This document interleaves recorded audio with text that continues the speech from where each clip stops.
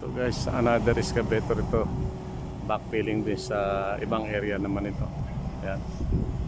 Yung isang excavator ay sa kabila. Ito naman excavator na to, dito nakaasa niya. So nagba-backfill din siya guys. Ha? So second excavator natin ito guys. Yan. Kagabi, nag-overflow yung overflow yung tubig galing doon sa dagat. Tumakbo dito, ayun, napuno yun. Kaya dinidewatering namin. Napuno yung may lungkaw na yan.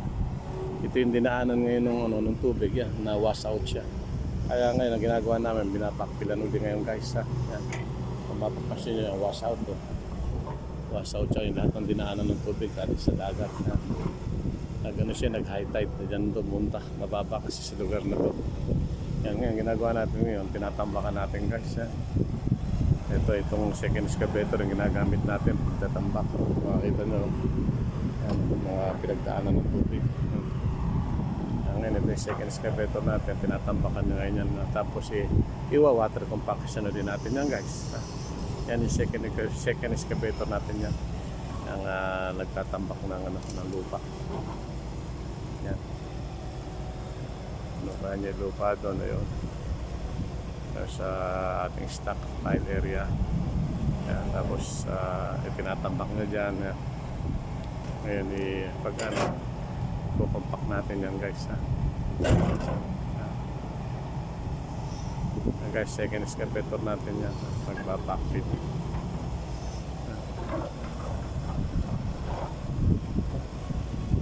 Ating second excavator, nagbabackfit siya. Yan guys. Yung lahat ng lungkaw, kung makapasin yung mga lungkaw na halikan ulit natin yung pinagdaanan ng tubig yan. Yan guys.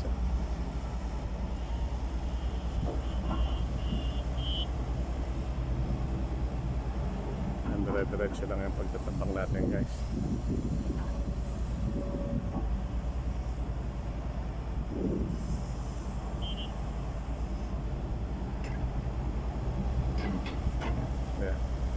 Ayan, natambakan niya lahat yung mga bakante na yan guys. Ayan lang guys, so dire-diretso ang pagtatambak natin dito, second nating excavator.